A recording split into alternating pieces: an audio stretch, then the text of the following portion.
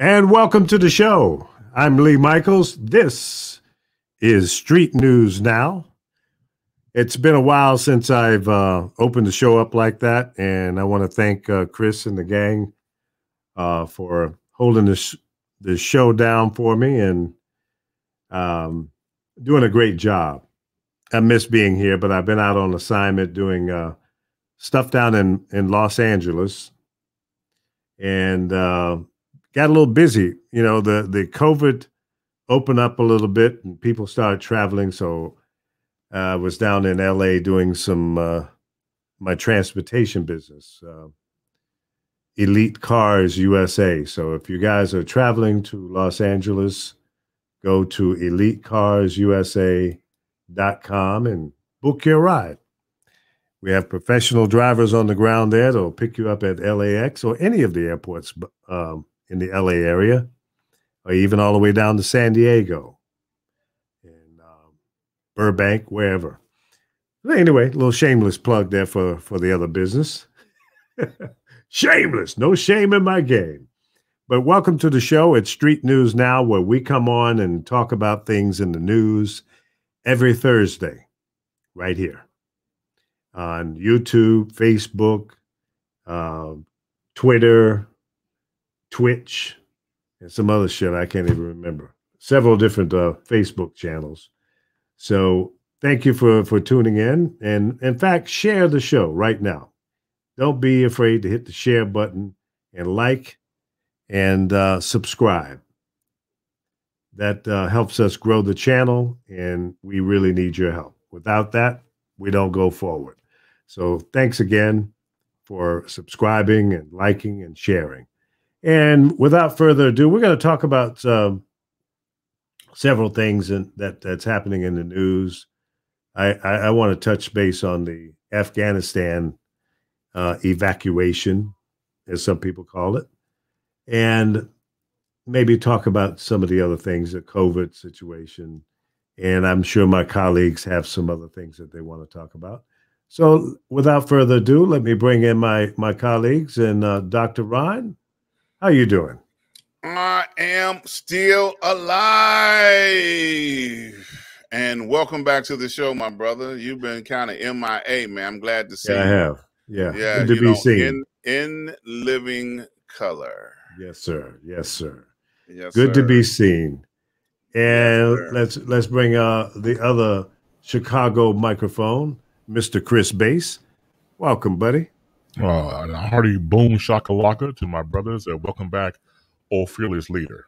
Oh, thank you. Thank you. Good to be back. Good to be seen. Good to be heard. And I missed you guys a lot. You know, I dropped in a few shows, but generally towards the end of the show, so maybe a lot of people didn't even know I was popping in. But listen, there's so many things going on with schools opening up around the country, and kids are getting sick. At last I heard, it was 1,500 kids in the hospital being treated for COVID. And the situation down in Haiti, boy, I mean, all they need now is a tornado to come through. And I don't know if they have trailer parks over there, but, you know, tornadoes are fond of trailer parks. You know, they've been hit with an earthquake. The president was assassinated. And then was there another storm coming through there as well? So, I mean, my prayers and thoughts and good wishes go out to the people in Haiti, because they're getting pounded. And over 2,000 people dead and 9,999 injured. I mean, damn. Yeah, that's rough. That's rough. That's real rough. So there's a lot to talk about. So, Dr. Ron, why don't you kick it off? What you got? Well, you know, last week we had a conversation about some of the things that were going on. And I wanted to revisit, just as a follow-up, most particularly the My Pillow guy. Okay.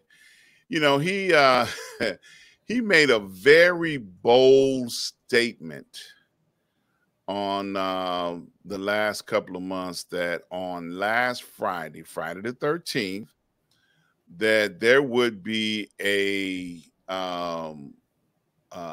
5 or 9 to whatever how many number of Supreme Court justices there were, that they were going to vote unanimously to overturn the election, and it was going to happen on last Friday morning. Well, Friday morning came and went. He was in the middle of doing his Prove Himself Right convention, where he had all of this terabytes of metadata that was supposed to convince the world that China, in particular, called him out by name, China had stole the election and, away from 45.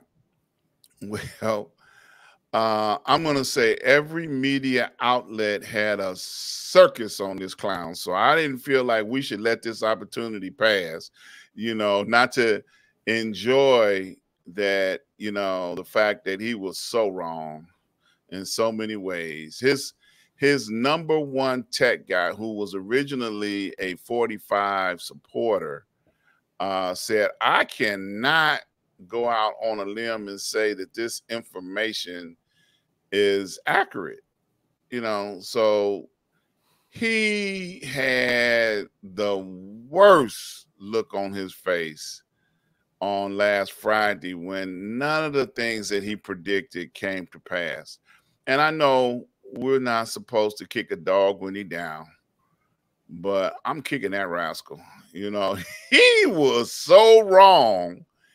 He tried to fix it by saying that the CIA tampered with his material.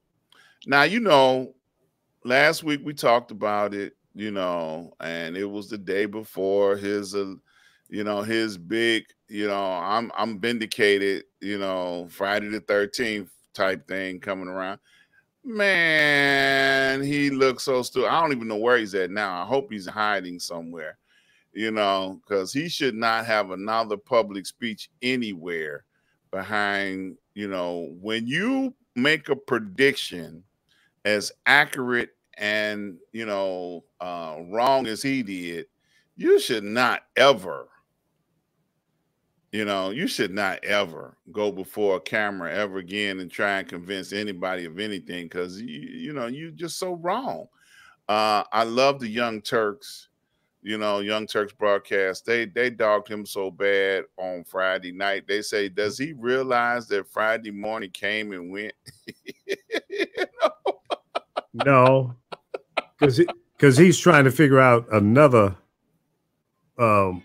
bullshit plan to get back on top. But what he really needs to do is to pay attention to his pillow businesses, those horrible pillows, and try to fix that, as opposed to trying to save Donald Trump. There's no advantage for a business person like himself to attach himself to Donald Trump and think that that's going to help your business. I mean, is he thinking of maybe running for a political office? I would hope not. No, I hope not. I mean, I concur wholeheartedly. His My Pillow products probably goes down in history for the Better Business Bureau as one of the worst products ever, whether it's the damn pillow or the bed sheet, or if you cut it out and make Ku Klux Klan uniforms, it's still a bad product. If you could get a grade lower than F, he would get that.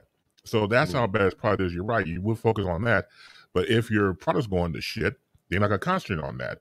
The constant smoke and mirrors situation, what he's done on 45 has done, on accolades has done, whoever follows them are entertained. It's an entertainment product. It's step right up, it's carnival barking. Let the sideshow begin. Step right up, this is going to happen on this day, and it does it. Oh, well, I got your attention anyway. So it's an attention grabber for the people who follow that type of ilk. I feel sorry for them, because you have no life whatsoever to follow that man or to follow 45 or his acolytes to say that's going to happen. So again, when you put all together, it's just smoke and mirrors, and it's just double talk, and it's bullshit. But if that's your path for entertainment, I can't rock and roll with you. I'm sorry, just do it by Right, yourself. right, exactly. Yeah, I, I wouldn't even call that entertainment, bro. That's garbage. Yeah, but see, you wouldn't call it entertainment. Somebody else does. Yeah, okay. yeah, if they're confused, it's probably the same person that thinks that Fox and CNN and MSNBC are news outlets. Right. They talk about the news, but most of it is commentary. What we're doing right now is not a newscast. I don't want anybody to get it twisted. We are not journalists. We might be, but what we're doing right now is not journalism. It's not reporting. It's giving our opinion of what we see and hear in the news. We're not trying to report news. We talk about it. That's commentary. So when you say, well, I was watching the news on CNN or Fox, you're wrong. You're wrong. Now, Shepard Smith, who used to be on Fox, is now on CNBC. I watch him as often as I can. It comes on at 4:00 here on the West Coast because that's a newscast. It's not commentary.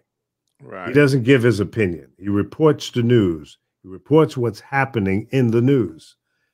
ABC, CBS, and NBC used to be that way. They have also somewhat gotten into a little more commentary.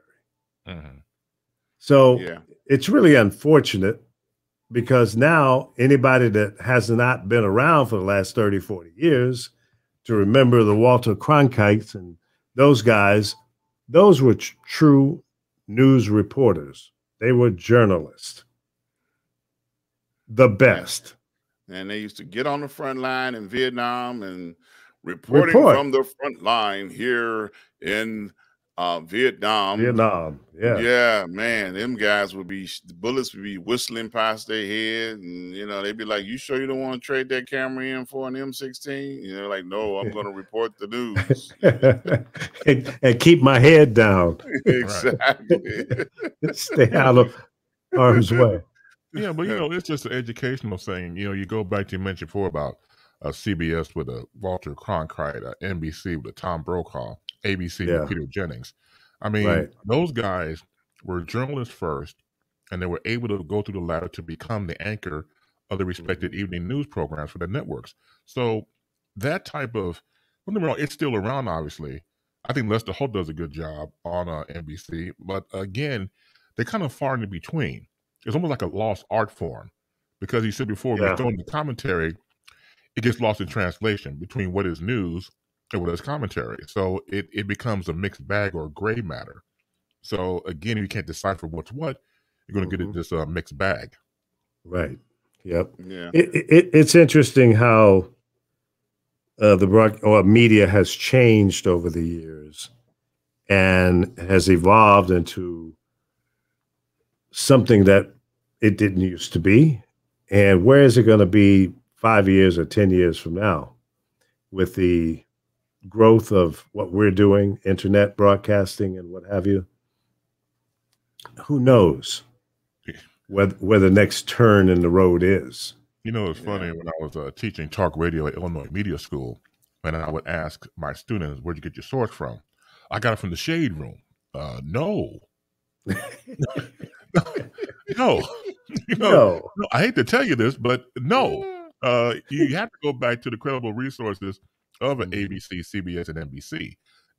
You have to go to that as your first resource. Not only be wrong, people do make mistakes. Networks do have recount of stories, and they will, have a retraction. But still, it's a credible news source for a news story. But you're going to somebody just talking shit, we can't have that here. And so it's a matter of education. Well, speaking to that point, 6 million people believed what QAnon said, and that was like an anonymous source. trying to convince people that the election was stolen, and people bought that hook, line, and sinker. So when you say credible source, the president that was former president used to broadcast his news on Twitter. Okay, so he tried to establish Twitter as a credible source of information coming from him. Right. And then he would turn around and say, well, it's got to be true because it's on Twitter. I saw it. So-and-so said this and so-and-so said that. So he was regurgitating information off of social media like it was a reliable source. When he was the source. When he was right, when he was in the Oval Office. Right. And he brought to life many things that he should not have brought to life that were not credible sources. So I know we talked about that on this show once before. Please go and fact check, and make sure information that you choose to believe or regurgitate, is got a reliable source to do it from. This fool, Mr. Pillow, believed that he had metabytes of information that proved that there was China intervention, and he had stacks and stacks of X's and O's, and and tried to get somebody to read that stuff, and they said, man, this is nothing, and he spent millions of dollars trying to prove a point that does not exist. So, you think, of course his products are garbage. We know that. We also understand the fact that, he believed in his mind and heart that he was doing some good. I don't think that he was just out here being a circus clown, which is what he came off as. I think you're giving him too much credit. He is a freaking clown. He is Boo Boo the damn fool. Yes. Not just Boo Boo the fool. He's a Boo Boo the damn fool. He's certified. Oh, okay.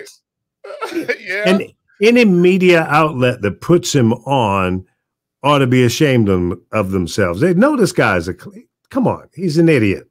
Yeah. Marjorie, what was it? Marjorie Taylor Greene? Is that her name? I saw a live feed on her before we came on the air. This crazy woman is out there still talking about Donald Trump won and the election was rigged. And I mean, don't you have any shame? How many times does this have to be proven? Come on, folks. Y'all need to wake up. This is just going way, way, way too far. Just stop. Quit. When I watched the RNC that week, it reminded me of the Third Reich. The only thing was missing was the Good Steps and the High Hitler. That was the only thing, and serving up your firstborn. And that's how it came off. It came off like the Omen 3. And so when you watch that type of thing unfold, it is not political. There's something else going on. I do believe in pure evil. Now, I want to go there. I'll put my tinfoil cap on and say, look, something else is going on there. You got black cats and cauldrons and double toilet trouble. Something else is going on, because for all those people to rank and file and just put themselves on leadership of him, and there's no pushback. We're not privy to everything, mind you, but there's no pushback. There's no somebody going against the grain. Everybody, Ted Cruz, if I hate to be vulgar about this, but if Trump was to do something nasty to his wife, Ted Cruz's wife, he'll say, yes, I offer up my wife to you, because he let his wife just take the hit, calling her ugly and everything else, talking about Ted Cruz's father being a part of the investigation or the leading to the assassination of John F. Kennedy and those type of things, and yet you follow him. So again, it's you just support him. right, Yeah. but it's stupid. I mean, anybody come after my wife or my father, it's going to be one. But yet you have no spine, you have no backbone, you have no soul. How much did it cost to put your name on the dotted line when you put that blood on there? Yeah, and man, you cannot forget the brazen golden statue of 45 that was presented at that convention. Man, you cannot leave that out of that, you know, because they sure had one that they rolled down the hall. You know, a golden statue of 45.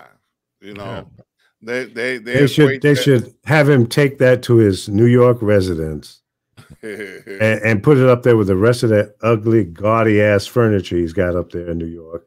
I don't know what his abode looks like in Florida, but isn't it interesting that has he even been back to New York since he's been out of office? I don't think he can go back there. They're waiting for him at the airport. They're waiting on him to cross the border. You know, once he comes in, they're gonna put him in handcuffs. You know, they're gunning for his behind. So that tells me that this guy is a criminal. Always has been, and always will be. Well, I'm just sick and tired of, you know, every day I wake up and somebody else is talking about him. I try not to even bring him up until I just get so inundated with so much bullshit from the Republicans. It makes me respond. But as far as I'm concerned, he's February. Black history. He's gone. He's done. He's like every other president that's no longer the president. You are a has-been. You're over. You are one-term president. You got investigated twice and impeached twice. No, they didn't really finish the impeachment because the cowards on the right side didn't do what they should have done. And if they're still sitting around saying this guy is credible, then you should not be reelected. Your constituents should be saying to you, you are toast. You are done. Over and out. Goodbye. Yes, sir. Because you're doing a disservice to the people that voted you in. Now, some people will say, well, maybe the majority of the people that voted for these senators and House of Representatives feel the same way. And so he's representing them. Well, our education system has failed again. That's what that means. You've been hoodwinked, bamboozled, lied to, and you believe it. And all of the local governments that are going against the science of how to keep their constituents alive is just as unbelievable, because you think about all the southern states, Texas, Louisiana, Mississippi, Alabama, Florida, all strongholds for 45 are now have no hospital beds. They don't have places to put people that are getting sick and are dying because of they have made this pandemic a political issue instead of following the science. So, you know, the people that have supported him and believe in him, you know, it's you know, you can follow the blood trail. You know, people are dying because of they believe this is a political issue instead of a science issue. Well, it's a health issue for not just here in America. It's a world problem. It's all over the world. And some countries are doing better than we are in controlling this virus. Now, there's an argument out there, and I had a conversation yesterday with a medical professional, and they were saying that they're uncomfortable in telling their patients that you should, by all means necessary, to take the shots, because they felt that it should be a choice and not a mandate. And there were some underlying reasons because of that, because of the Tuskegee situation back in the day and other vaccines and various medical procedures and medicines that have not necessarily been in our best interest, people of color mainly. So I can understand why some people are skeptical. But my question is, and there's an argument out there, people say, well, there's still a test, it's not official. So my question to you guys that are still standing on the fence, sitting on the fence and not willing to take your shot, if the CDC, the FDIC, what is it? It's the C. Yeah, if they declare it tomorrow as being a full-fledged vaccine that's been tested enough, and they give the green light to make it official, both Pfizer and Moderna. I'm not even going to talk about Johnson & Johnson. That was a throw up. Would you then believe that it's okay? Some of you will come back and say, well, some of the people that have taken the shots have died. Yeah, they have. But look at the percentage of people that have died from, well, you want to say they died from taking the shots. Maybe, maybe not. Maybe there were some other underlying conditions that facilitated the death. Maybe the shot enhanced their problems that maybe they didn't even know they had. Because trust me, there are millions and millions of people walking around with an illness and not aware of it for a lot of reasons. You don't go to the doctor often enough. You don't have insurance. You don't believe in doctors. You're maybe one of the holistic types and you only take, natural things and you don't go to the doctor. That's fine. But there's so many situations that could amplify you dying even after getting the shots. So I think we need to think about that as well. But more importantly, there are more people dying and severely ill in the hospitals that have not taken the shots. Now, I waited because I wanted to make sure that there was enough science and results of people who were early adapters to taking the shots. I didn't take my first shot. I think it was, let me pull out my card here. I think it was the end of May. Where is it? Yeah, my first shot was May 2nd. And 2 weeks later, I took the second shot. Can I get a screenshot of that, please? No, actually, was it? No, yeah. Can you get a screenshot? Yeah, I got you a screenshot. Yeah. Can we see that? No, man, you ain't supposed to show that on the air. They said, yeah. Why? Because people can duplicate it. Well, if you can duplicate this from this fuzzy ass look, then have at it. Have a good time. Yeah. So I mean that's that. I waited until the 2nd of May. Now, let me address that.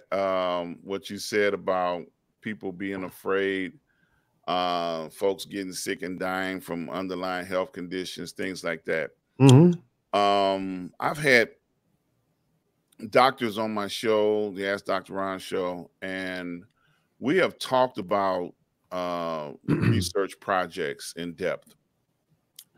And when a person signs up for a research project, the first thing that they do is do a physical and a full health evaluation of the patients that are entered into that research project. So they do everything from blood work, you know, physical conditions. They document everything. And if that person is deemed a candidate for that project, then they begin the process of testing them for whatever the test is for. If it's, you know, they give so many people the placebo and they give so many people the actual medicine. So it's a lot of people that have underlying health conditions that were possibly given, and I'm not saying specifically to anybody, but they were given this medicine not knowing how it was going to affect any health conditions that they did or did not know that they have. And it could have been deemed very dangerous experimenting with people under those circumstances. So I totally understand why a lot of people would, you know, want to be consulted by their physician and have their health followed very closely, because in the beginning they were not doing that. You know, when they were offering this medication up to the healthcare professionals, there was no follow-up. It was like, here, you come take this shot on this day, and then you come back, take the other shot on this day, and, you know, good luck to you. You know, and that was against protocol for a brand new medicine. And if this was construed as a giant test for the majority of the population, then it could fail in so many different ways. Okay. So just knowledge of how research projects go, people should know what the possible dangers or hazards of an unknown medicine should be. Well, you're right. But keep in mind the Pfizer particular dosage has been in research for 10 years. But they so it's not a new did not thing. Do a health evaluation of the person who was receiving it, because that's the part that you got to include in that test. Well, you're right, but I believe that prior to bringing it public, they had done those type of studies because they had information stating that if you have underlying conditions, this may go either way for you. Mm-hmm. And they were, I think, very cautious and giving information that's saying, if you've got cancer, if you're a cancer patient, they strongly advise don't do it. Don't take it. Yeah. Exactly. Yeah, they said I got a friend who just finished cancer treatment, and they've got another 2 weeks or so before they can, well, maybe it's a little more, 2 or 3 weeks before they can take their first shot, because now their cancer is in remission. Yeah. So I've got several friends that their cancer doctors told them the same thing. They told them, do not take the vaccination, you know, because the chemo and radiation treatments are so debilitating on the body.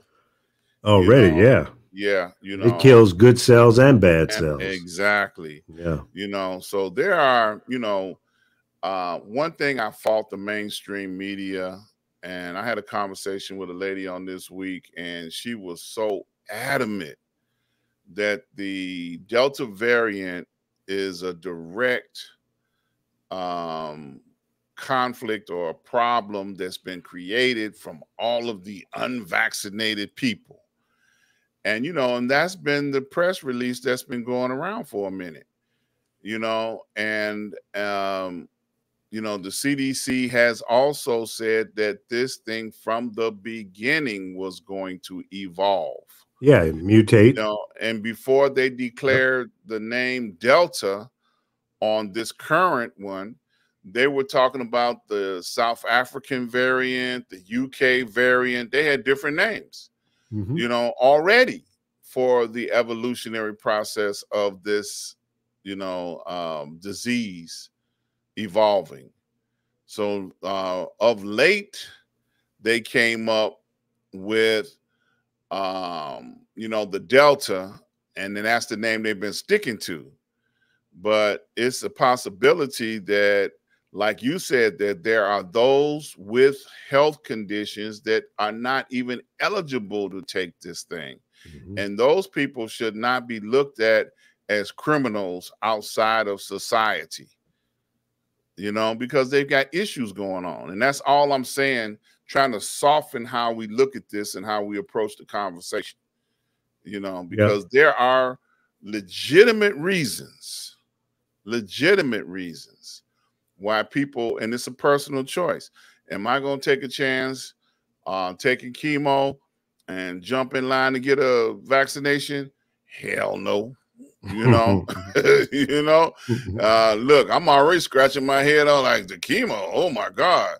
I'm trying to figure out how much time I got if I don't take it, right. Because that can be a killer in itself, trying to deal with health issues, and especially if you're aware of them. And if you're, like you said, if you're not a person, and we know in the Black community, people are afraid of doctors. They don't go to the doctor. A lot of people are. Yeah. Yeah. People die of something totally manageable, diabetes every day. Yep. People, heart attack, blood pressure too high. People die from that every day because they will not go to the doctor and be diagnosed and then get a pill that they can take every morning to keep them alive for another 50 years. Now that's serious business right there. Yep. If you are a little overweight and you haven't been to the doctor recently, and listen, I'm not picking on anybody. I'm a little overweight my damn self, so I'm not picking on anyone. But people that, generally speaking, who are overweight are ideal people who could be diabetic, pre-diabetic, high blood pressure issues, and you should go to the doctor and get checked out. First thing you should do is try to lose some weight. I had a conversation with my son. He's got some herniated disc, I think a couple of them. Mm-hmm. I said, son, lose some weight, get some exercise in. That'll strengthen up the muscles around your spine and keep those herniated discs from getting worse. Right. I mean, yeah. And so many things are just common sense, and you just got to do it. And I'm down about 8 pounds now from where I was about a month and a half ago. Mm-hmm. And you know what I did? I stopped eating a lot of sugar, things that, I don't do a lot of soft drinks anyway, but even fruit juices have a lot of sugar. Right. The sugar added to just about everything we eat. And I cut way back. I don't do a lot of salt anyway, but I cut way back on, potato chips. I love potato chips. I love French fries, but I cut way back on all that stuff. And, Doritos and corn chips and stuff like that. I love it. Mm-hmm. But I must be 80, 90% down on the consumption of those type of foods than what I was a month and a half, 2 months ago. Mm-hmm. And that helps. Yeah, absolutely. If you just get out and walk. I haven't been doing a lot of walking while I'm here in Las Vegas because it's just too damn hot. Mm-hmm. But, when I was down in LA, I did get out and walk a little bit. And that helps. It does. Mm-hmm. Yeah, absolutely. But, obviously, as we know, it's a lifestyle change. You do it for you, or you do it for your family, and you need to do it. And you got to do it for you first. Yeah, you have to. Well, it's like one of those things where you have to take charge of your life. Do you make a conscious decision to do it, or do you continue to ignore it and then pay the consequences later? And the last thing you want is the latter. So hopefully you get a chance to take a stock of your life and then realize, look, I got to make some changes. Throw in some more water, do some more salads, get up and move around a little bit. And even if you lose 3 pounds, you can feel it. It does make a difference somehow. Oh, yeah. Yeah, my pants are falling down already. Oh, you're sagging. Yeah. Pants on the ground, pants on the ground. Looking like a fool with your pants on the ground. Yeah, I mean, if I put both of my phones in my pants pocket and my wallet, I'm constantly pulling up my pants and it's already in the last hole. So I need to put another hole in the belt to tighten up my pants some more. Right. So, I mean, that's a good indication to me. And these jeans I've got on right now are 38. And so I may be able to get in my 36s now. Oh, man. I'd like to get back down to those 34s or 35s. I'd be a mean, lean sex machine.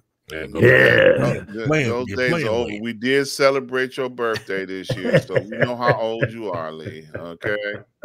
So, you can be mean and lean, but you can leave the sex machine part out. Okay. Okay. Well, that was just for my ego.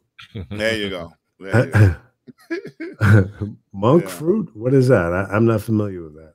Yeah. It's an awesome answer to regular sugar. Check it out. I don't know if I'd like the name to that, Ken.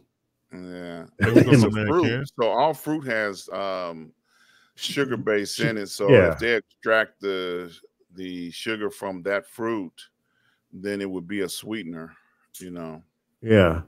Yeah. Monk fruit. Sound like, Thelonious monk fruit. Mm-hmm. Yeah. Yeah. Well, it's a lot of information out there. And I know some people are blindly, concerned whether to do it or whether not to do it. And I say blindly because for their own personal health reasons, they need to know what their health is, and what their health is capable of withstanding and dealing with, So, I would say take charge of your health and then make the wise decision. Absolutely. And if you're not sure, talk to people who know more than you do about health situations. Talk to your doctor, talk to a nutritionist, and get some input. Talk to people who have successfully improved their health. So I mean, that's a good benchmark to work from. Yeah. And I'm gonna throw this out there too. Black people, stop being afraid of the Tuskegee Project, because you hear that an awful lot coming from Black people. If you have not gone to go and look up what it is they did to those folks, you can't use that as an excuse. Yeah. Okay. Now if your grandparents were there and were abused during that time, then you got a leg to stand on. But if it's just something you heard, oh yeah, they did Black people bad over there in Tuskegee, understand some stuff before you just ride on the bandwagon with it, okay? So empower yourselves with knowledge, okay? That's all I'm saying. Absolutely. As the old saying goes, knowledge is power. It is. It is. And so if you use it in the right way, it'll improve your life, and maybe your loved ones will have more fun with you as well. Yes, sir. I want to talk a little bit about the situation over in Afghanistan. Yeah. Joe Biden has been the drum major of getting out of there for the beginning. Once the mission was, named a success, he said, okay, let's pull out. Mission accomplished. And, a lot of people said, no, Joe, we got to stay there, like we did in World War II and Vietnam and the Korean War. But yeah, we're still sitting there and things are seemingly under control. But the difference between Japan, South Korea, and Vietnam is Afghanistan and Iraq is very tribal. There's so many different fractions and groups of people who have their way of life. It's very tribal. You got probably 15 or 20 different tribes, and they don't want to be together. They want to be alone so they can do their own thing, whether it's power, ego, or control of the unfortunate dummies. It is what it is. We cannot, America or any other democracy, can't go in and force something on people that they don't want it. So they elected a president. They had 300,000 people in the army. They had an air force.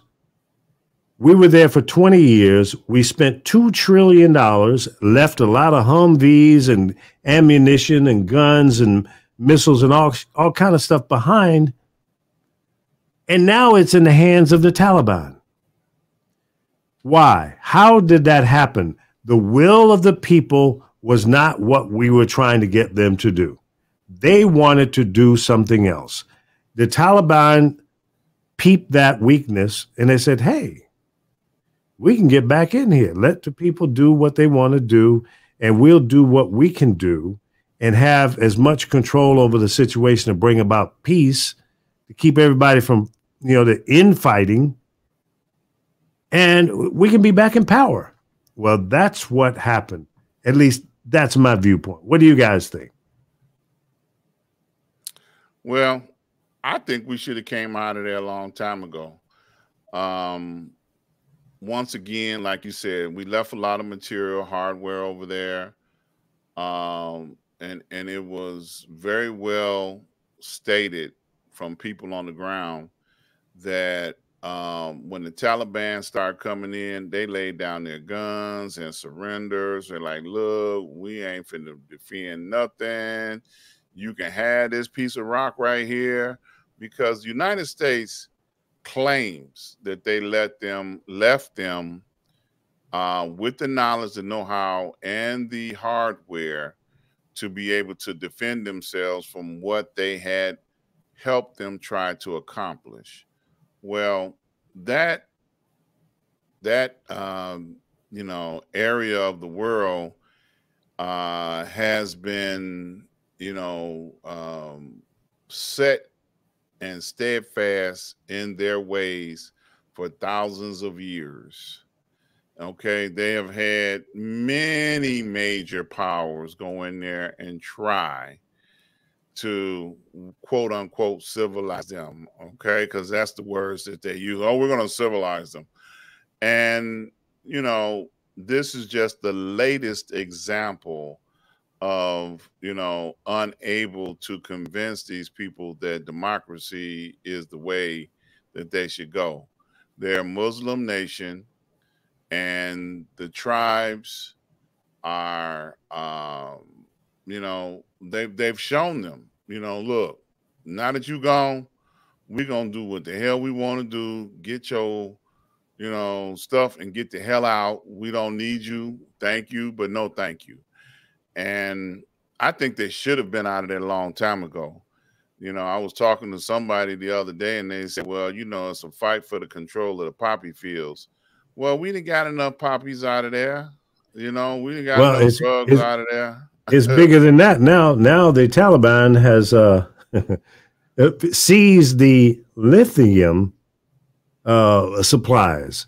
Mm-hmm. And that's the material that all of these electric vehicles are powered by, mm-hmm. and batteries that work with solar panels.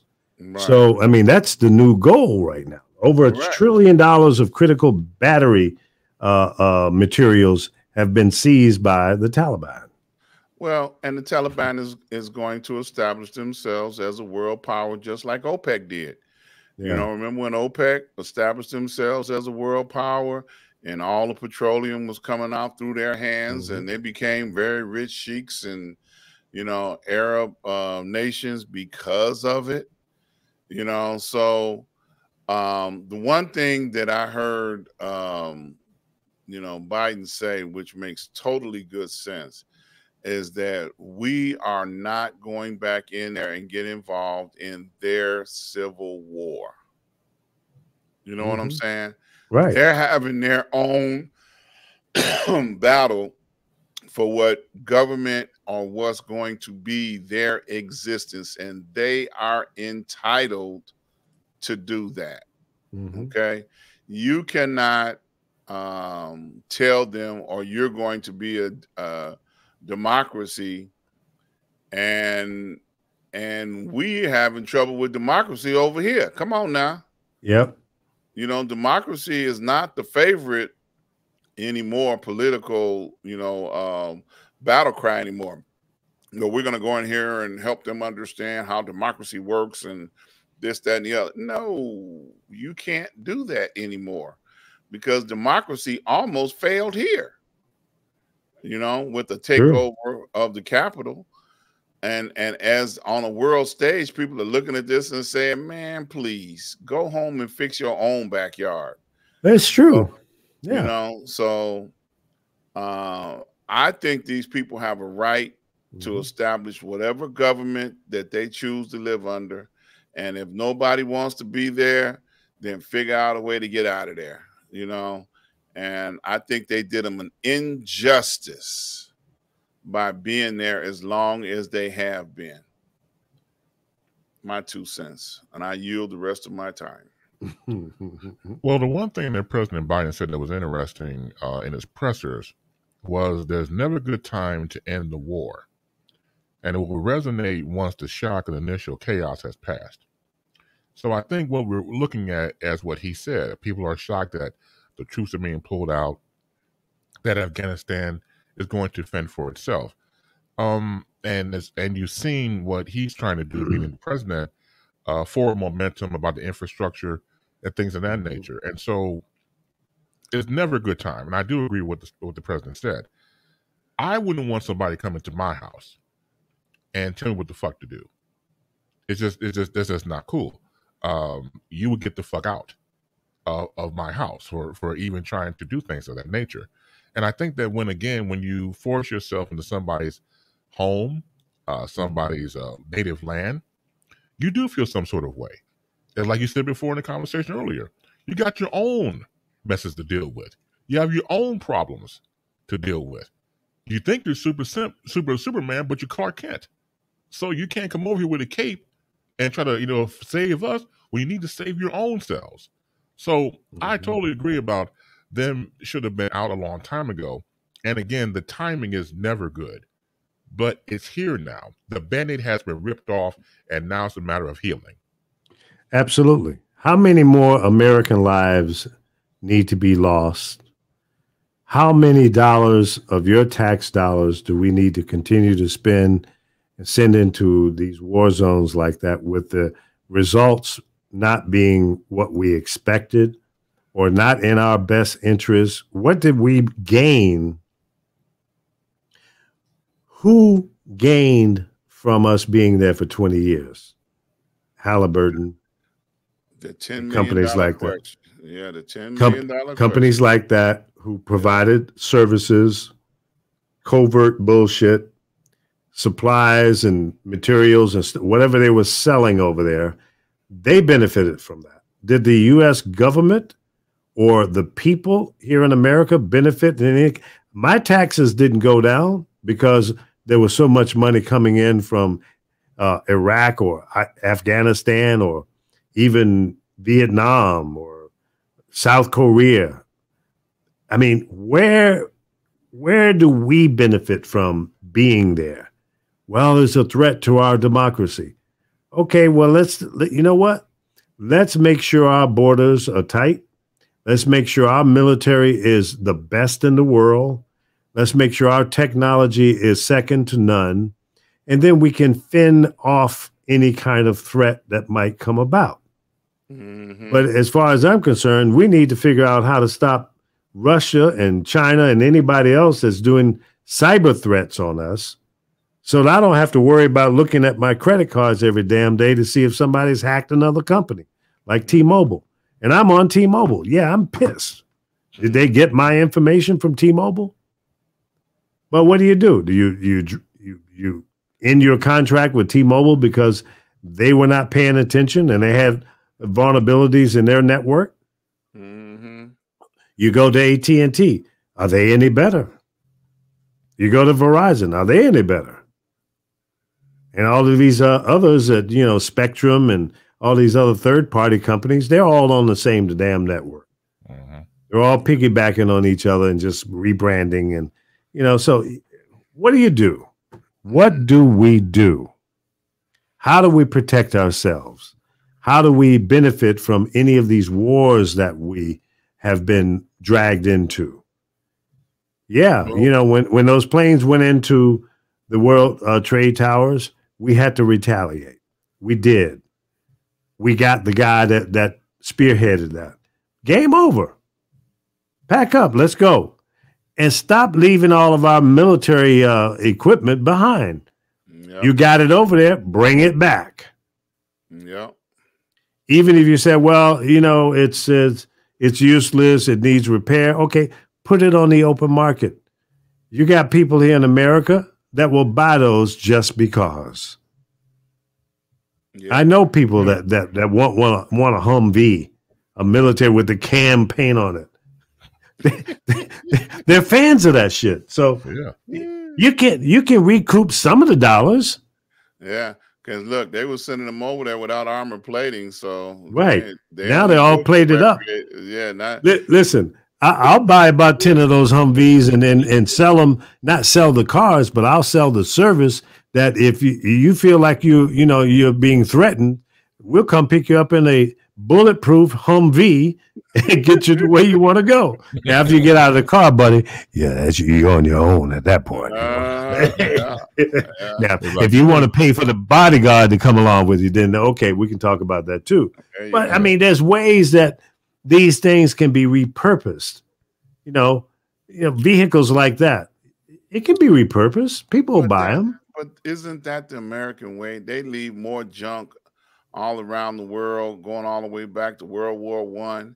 Yeah. All over the world. They drop stuff off and say, oh, well, we ain't got no way of getting it home. We don't want it no more. So they call themselves disabling it, so now they have to buy the parts from, Army surplus in order to get it working again. So then they make some more money off of leaving it over there.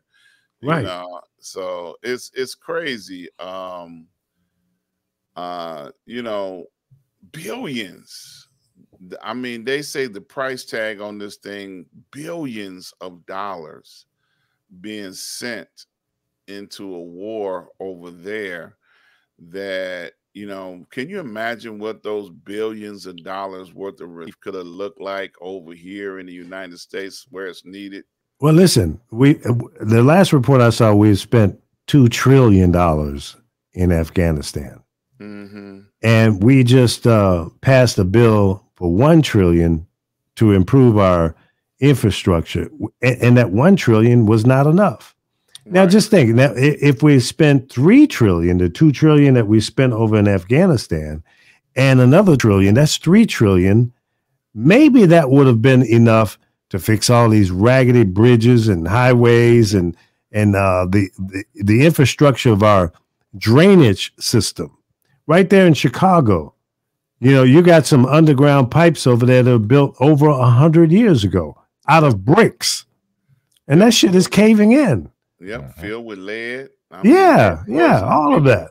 Yeah. I mean, this country is what they call the American dream, coming to America, and living the American dream because we got supposedly electricity in every home and indoor plumbing. Yeah. But my water's so hard, man. I have to when I clean, I have to spray stuff on it to break down the hard water because it's damaging the porcelain and everything, man. It's just so crazy, Yeah, but when it comes to this country, it's not the American dream, as far as I'm concerned. It's the American greed. And that's where it all boils down to, everything you gentlemen just talked about, with people making money off of wars. I mean, you talk about Halliburton. Hell, we go as far back as any type of war. Let's say, for example, the Desert Storm, the Gulf War. I was reading articles about people who were making money off of the body bags alone. That company was, and so everybody had a hand in the till to get the percentage. And that's where it gets dicey because we're not seeing it. But somebody's making the cut, and somebody's getting a percentage out of the pie. It's definitely not us.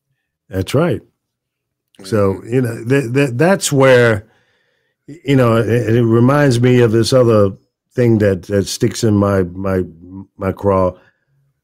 When we elect senators and House of Representatives, governors, and they go in, their monetary worth is, say, maybe some of them are millionaires already. But on the salary that they make, it just boggles my mind how in 10 years or 15 years or 20 years, they're worth $20, $30 million, $40 million. And it's because they have access to information that we, the American people, don't have access to, like insider trading. Now, Martha Stewart was jailed because allegedly there was some insider trading and she lied to the FBI, so they locked her up. But has there ever been a House of Representative or senator or governor been locked up on insider trading? And maybe they have, but I don't recall. So why is it okay for them to do it? And I understand, I was talking to a guy yesterday, and I didn't know this, but according to him, he's saying that at one time it was illegal for Congress to engage in insider trading, and a law was passed, and then they had it rescinded so that they can. Well, damn it, I got a problem with that. Yeah. What's good for the goose is good for the gander. If I can't do it, you can't do it. Why are you special? Why do you get the opportunity to benefit from information that could come across your desk, and you can then take your $170,000 a year and invest it into, stocks and bonds and whatever new technology that's coming out before we even know about it? You already got your hand in the cookie jar. I say that shouldn't be legal, and they should lock your ass up and put you out of Congress. That's my opinion. Well, you remember when last year when the pandemic hit, and they had 2 or 3 congressmen that pulled stock out of a company that crashed, in the beginning of the pandemic, and then the Securities Commission investigate them, but then quietly it went away. Nothing else was said. They was like, oh no, we didn't know anything about that, and then Trump stood behind them and says, oh, sure, they're great guys. I like them. Those are my boys. Yeah. Because they knew about things in January, when it started to look crazy, and they started responding accordingly. Okay. So yeah, you're right. They do have information, and you think about it. If they get a government contract, private contract to go to the Middle East, they can stay over there as long as they want, because they're not, placed there by military. They're placed there by private contractors, and they can make as much money as they want and do fine with it, so. Yep, and that's what they do. Well, it's funny because these same people, of course, encourage wars or conflicts so they can get a check. And there's no human factor involved because, again, these people are going overseas and giving up their lives. The ones who unfortunately come back in a body bag, or they come back unfortunately dead. But these people don't care, and they never will, because as long as they get a check and as long as they keep sending people over, in order for them to make money, they got to send people over to these various wars. And then, again, it's just it beyond disturbing, to say the least. But again, it goes over or in the guise of patriotism, in the guise of this is what we do. If you push us, we push you back harder. But really, it's, again, as I always said about the first rule of magic, a plausible diversion to what's really going on behind the curtain. So behind the curtain is someone crunching the numbers, getting the dollars, cutting the checks. And that's an unfortunate situation. You can make money all you want to, but the lives of human beings, that's where it should be. Well, we ain't going to do it. They're going to do it anyway. But again, when you break down for its common denominator, that's exactly what it is when it comes to these wars and conflicts. And again, it's about verbiage. So, for example, the Vietnam, was the Vietnam War or the Vietnam conflict? And so, if you look at the verbiage of the whole thing, we shouldn't be over there in the first place. Go back in history of the whole thing. And so, again, if you don't know, you think that the guy's the flag, and we go and we kick ass and take names, or some people might get confused, take names and kick ass, or kick names and take ass, depending on who's going to take the verbiage out of it. It's people can be led to anything, especially if they don't think or question authority. So you're looking at emotional content, and that's what most people do. That's right, let's go over there and show them who's boss. But did you really sit down and think about what are you about to get into? Did you seriously go over it with family and friends about what's at stake here? No, you didn't. It's emotional content, and that can be very dangerous if you're not careful. Very, very dangerous. Yeah, it's not good, and once again, let's take care of our own backyard. That should be the focus. We should be encouraging our legislators and the people that are responsible to govern this country, to figure out how to fix what's going on in our backyard and let them other people govern their own backyard. And just case in point, just like 45 used to say all the time, some third world country, we're not going over there. When he made reference to some things that were going on in Africa or some of the Caribbean places, they feel like if they can't go over there and rape and pillage, they're not going, Mm-hmm. and I was so glad, segue, Lee, coming your way, when the president of Haiti got assassinated and the United States offered to come over and help them, and they turned it down. I was so glad that Haiti did not accept the intervention of the United States government, because that would have led to another 20, 30 year on boots on the ground, unnecessary, that we would have been involved in something over there that they probably could have, sorted out and figured out for themselves. So I know Haiti has been having a hell of a time, but I think it would have been a hell plus 10 if they'd have let the United States in there. Well, I think that's a strong possibility. I think that we can give aid to various situations that come up without giving lives or giving our lives. Maybe, send some money over there, or an envoy to help them with some technology. I'm one of those guys. I like to help people, especially people in need. Yeah. And we can help, but don't put intervention in there where we're going to come over and take over because we feel like we can run it better than you could type boots on the ground. Right. Aid is one thing. Okay. But when you start talking about, they asked them, do you need our help to come in there and help you fix this problem you got? No was the correct answer. We don't need you to come over here and fix this problem. Okay. If we asked you for, specific, materials to help us get up and running again, that's one thing. Clothing, water, food, that's humanitarian aid. Yeah. But don't be trying to come over here and help establish our government. You know what I'm saying?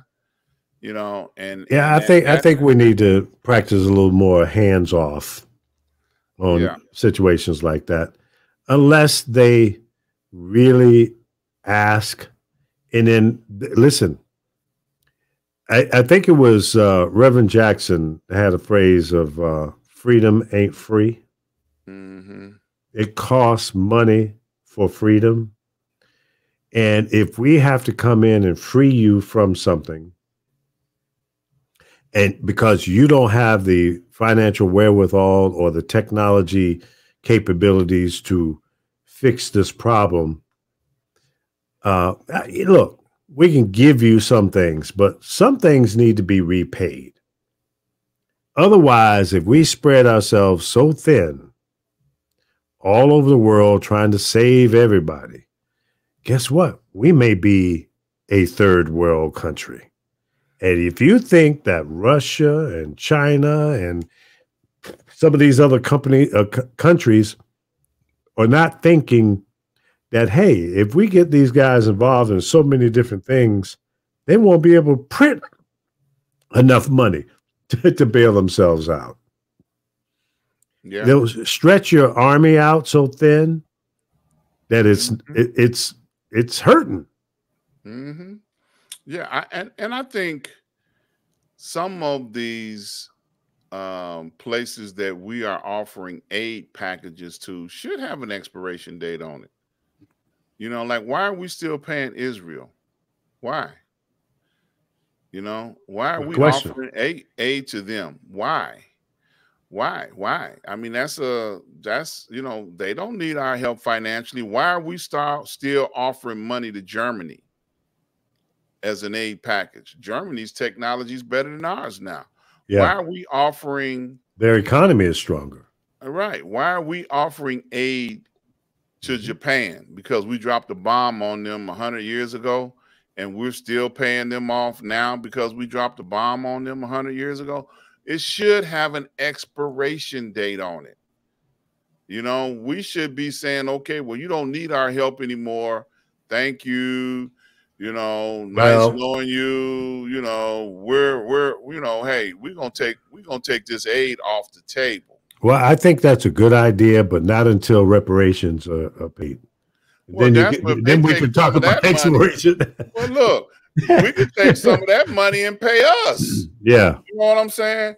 You know, they keep saying, well, where's the money going to come from? I don't give a damn. Where's the money coming from now for all the other things that you're financing and giving away? Exactly. Yeah. It's you know, there's so many things. Listen, I could give you some personal experiences that I've just gone through with the state of California. While I think Newsom is a good governor, there's so many little things that need to be paid attention to, like the franchise board, the tax franchise board in California, the Secretary of State, the unemployment situation that we just went through, and on the federal side, the SBA, the Small Business Administration, that thing is so jacked up, it's retarded. Okay. Now, I got an SBA loan last year due to the fact my business was devastated. My limo business, when people stopped traveling, limos, hotels, restaurants, and everything went down the drain. So I applied for a loan. I was granted a loan. I only accepted a portion of what they offered to me because my dumbass thought that maybe by the end of the year it would be over and I didn't need the money, all the money that they offered. Well, the COVID went a lot longer than what most people thought. And here we are in August of 2021, and we're still dealing with it. I went back for a reconsideration to ask for the balance of what I didn't accept. They've turned me down twice. What? Yes, because they said one time was they said that you had used up all your allocated money. I said, well, that's not true. And I'll be completely transparent because it's not like a lot of money. We're not talking about a lot of money. They offered me, what was it, $60,000, $65,000. I only accepted $25,000. So there's a $40,000 gap. Now, if I accepted the original amount they offered, I probably wouldn't need any more. Well, yeah, I would need a little more because it's gone a lot longer. So they turned me down. Then they put out a new program that said, well, if you live in a certain zip code, you know, in the ghetto, basically, you could get more money. Well, my zip code is not in one of those high impoverished areas, but it doesn't matter. My business is still sucking wind. We get a little bit of business now, but we're not even 10% of where I was in 2019, early 2019 and 2018. Not even, we're still 90% off. So I got a legitimate business. I pay my taxes. The tax franchise board in California screwed me up. They suspended my license, not my license, my corporation status, because they said I hadn't paid my state tax. Well, I had, and I had to go to my bank, get a copy of the canceled check, scan it, email it to them, and then they said, "Oh, yeah, okay, we found it, but you suspended my company for 3 months while we're trying to figure out what happened to the money." They got the tax filing, and the check was in the same damn envelope. How could that happen? Because you got idiots in government that's screwing up. And I've sat on hold for more than 3 hours and 45 minutes only to get to someone, and they said, well, I'm sorry, we're closed now. Let me take your information. We'll call you tomorrow after 10 o'clock in the morning, and they don't call until 2:30. I've gone through that for months. Months. So my company was on hold with the tax. The Secretary of State said, no, man, you're good. Your paperwork is good. We have no problem. It's the tax franchise board. They screwed up. And the idiot that finally called me back after I waited for 30 days, I emailed him. 30 days later, I finally got this guy, and I thought he was like from the Gestapo. He was talking to me like I was a damn criminal. As it turns out, you're the criminal. You screwed up, not me. So these are the things that irritate me with our local, federal, and state government. You got to get it together, man. These type of things should not be happening. I finally got a girl on the phone who was working from home, and she untangled the hornet's nest for me. And the guy that is above her, he was like a supervisor. He's the guy that screwed stuff up.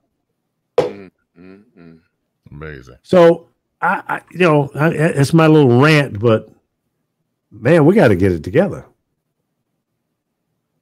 We really need to get it, even on the federal level. The Federal Communications Commission, they came out with a new website about a year and a half, maybe 2 years ago. It still sucks. It's hard to navigate. To do something simple at the federalcommunications.gov, it may be a little better than what it used to be because it was horrendous. And I called one day. I said, man, why you guys take so long to do stuff with you? Well, man, we're still on, old computers, and, tube monitors. And I'm going, my government? Are you kidding me? Yeah, our networking is terrible. Sometimes the computers just freeze up. And I'm talking about maybe a year and a half, 2 years ago. Their phone system is archaic. What the hell are our tax dollars going to? Israel, Germany, Japan. Everywhere. Need I continue? Oh my! There's Lura Rice from the darkness. Here's Lura Rice. Hi, Lura. Hey, everybody. How are you all? Good, good. We're just sitting in there chopping it up, solving all the problems. You know what? Hi, Lura. Hey, everybody. How are you all? Good, good. We're just sitting in there chopping it up, solving all the problems. You got to kill. You got to kill your social media. You know what? I had the Facebook on, watching you all, and right. Yeah, so I'm out of that. But I was gonna say, Dr. Ron, you better be quiet about talking about the Jewish folk now. They'll come after you. I have no problem picking on Jews. Hey, I live in a black neighborhood. Nothing they can do to you right there, huh? Look. Tell you like Richard Pryor said a long time ago. This Mr. Gilmore live here. Don't you come down here messing around. Mr. Gilmore's property. That's right. Don't come down here messing around. You know, I don't pick on any group of people. You know, but there are things that just need to change, and that's what I'm an advocate for. We got to make things better at home, you know. Absolutely. And Lura, I'm sure you and Chris and Dr. Ron have, you know, personal situations that you've been through with the city and the state and the federal government. Oh yeah. Even our learning institutions screw up. Well, I got to say this. So I waited almost 9 months, 11 months to get my PUA, my pandemic unemployment assistance for people who own businesses. I mean, they were so backed up. It's unbelievable. And you have to jump through so many hoops, and you have hearings. If you don't do this, then you get pushed to the end of the line. I mean, there were times where it took 2 months to get a supervisor to call you back. It was just annoying. It was it's like, ridiculous. Is this the United States of America? How dysfunctional are we really? And it proved how dysfunctional we are. I mean, it's the same as manufacturing. We don't do that well either anymore. And I'm sure some of it had to do with the fact that people were working from home and all of that. But still, you got to ramp up. You got to, if people are going to work from home, and more importantly, let's look at this realistically.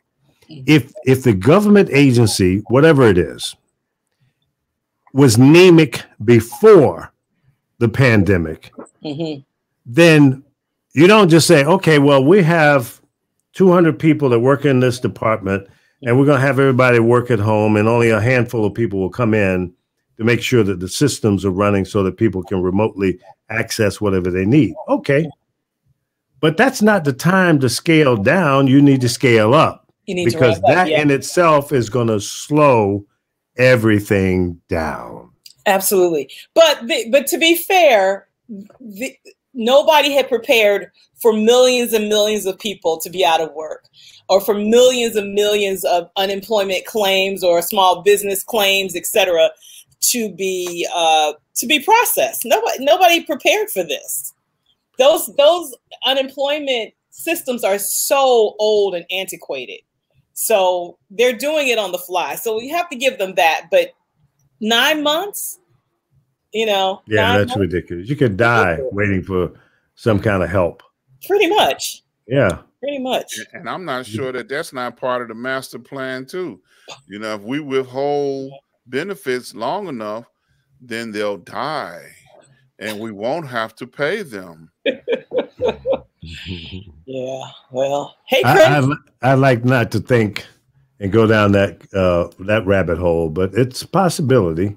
Yeah. Hey, look, the professor's not here. Somebody's got to pick up the conspiracy theories, Is it conspiracy or is it reality? Because this one feels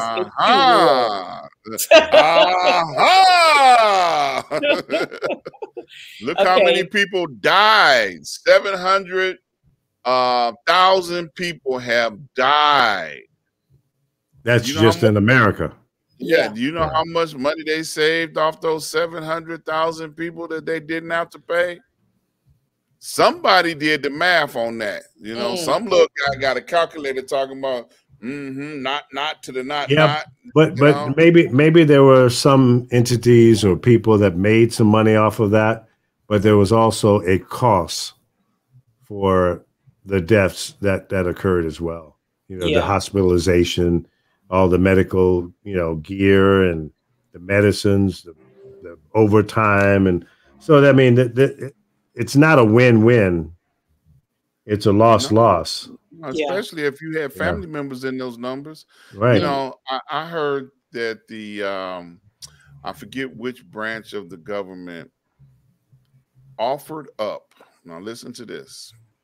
They offered up to pay or reimburse families that had family members that died because of COVID.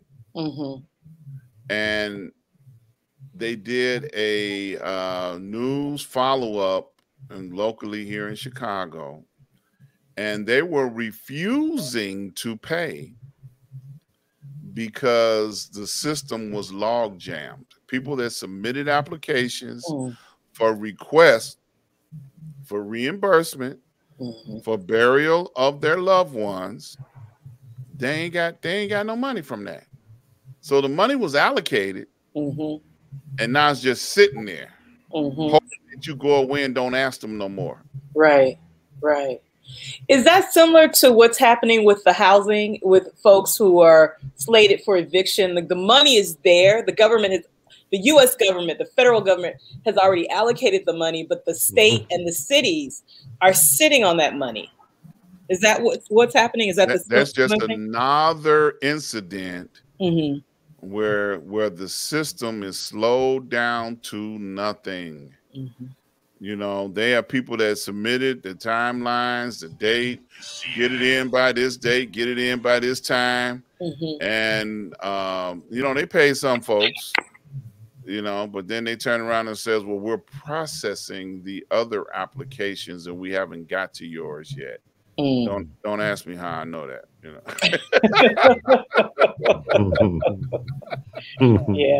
I'm like, are you kidding me?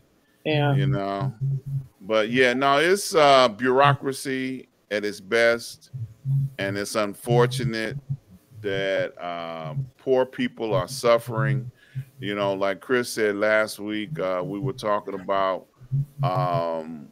they have put a end timeline for food on link and services for food that people still need.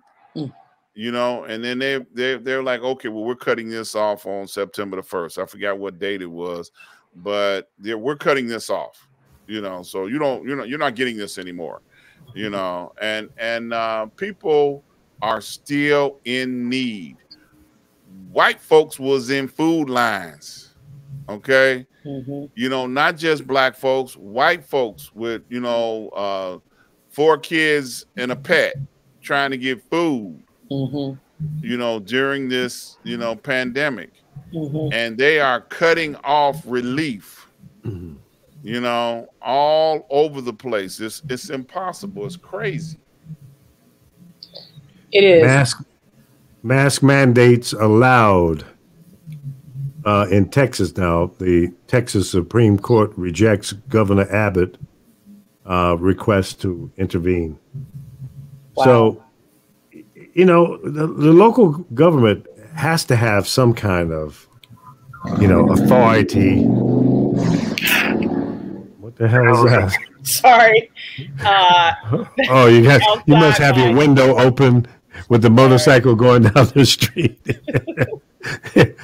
So here's another example. Let a woman into the room, Oh, stop it. Governor Abbott, didn't he just come down with COVID as well? Yes. Yeah. The Lord works in mysterious ways. And he's still trying to stop people from wearing masks. Dumb and dumber. every day. I want to say it was 2 governors on this week that came down that tested positive. 3 congressional members today. Yeah, okay, that's what it was. Yeah. 1 saying, independent, 1 Democrat, and 1 Republican. Yeah, they were talking about, thank God for the vaccination. You know, COVID doesn't discriminate against your political position. Yeah. It's crazy. Well, I pray for the people in Afghanistan, whether they're trying to get out of there or not. I hope that things continue to stay somewhat calm during this transition of getting people out of there who want to get out. There's 15,000 Americans and probably another 20 or 30,000, Iraqis that have been helping themselves and us for the last 20 years, whether they're translators or scientists or whatever. They're trying to get out. But you know what's interesting with that whole thing? The Taliban should say, hey, if y'all want to go, bye. And those who want to stay, stay. And, we're going to be your new government. So if you're down with us, let all of those non-believers go. Don't try to stop them. Let them go. Now, will the entire country pack up and leave? No. There's like 30, 35 million people in that country. They're not all going to leave because they're too tribal. They know they can't live the way they live now or want to live anywhere else. It's tribal fighting is the problem. Now, how you control that? Good luck. Good luck. You're not going to be the supreme, governor of that country. You can be that in title, but those tribes are not trying to hear that because they'll shoot you the bird in a New York second. That's what's been happening for the past 20 years. It's been somewhat calm because, lives are being lost on both sides. But it's never going to work because the people in that country don't want it to work. That's why the 300,000 soldiers and their Air Force failed. The corruption within that country is more powerful than their desire to be a democracy or a free country throughout. That they don't want that. So pack up, get the hell out. That's what we're doing. Should have been done a long time ago.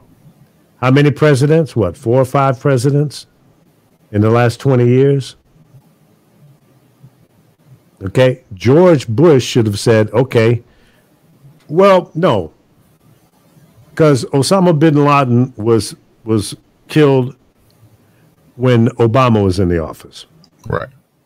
Should have, could have ended right there. Mission accomplished. Let's go home. We got the bad guy who used to be an ally. It was a guy that we used to give money to fight the Russians. He ran the Russians out of there. Then some people say he got a little, too big in his britches and became an enemy.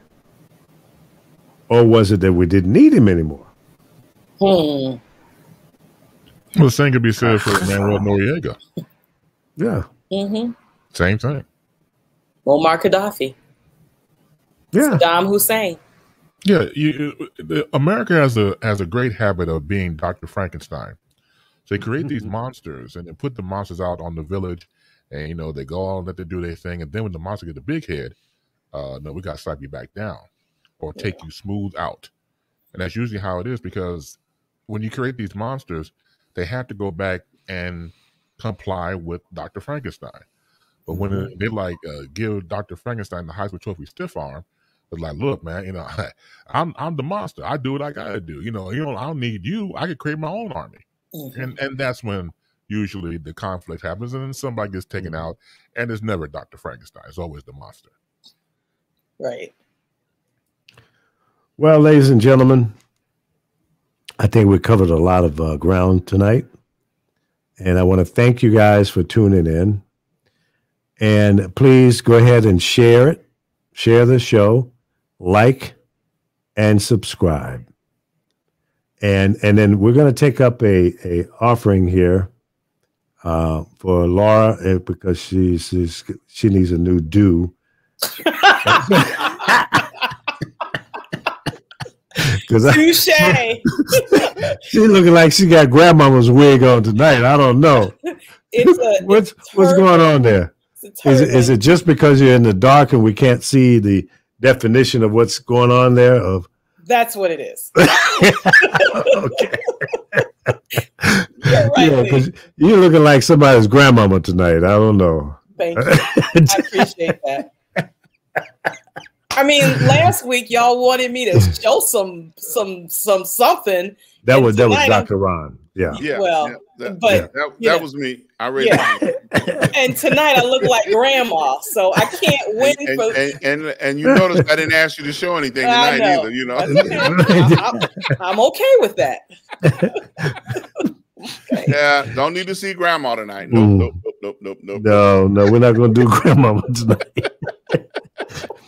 But again, thanks, folks. And if you guys have some closing words, have at it.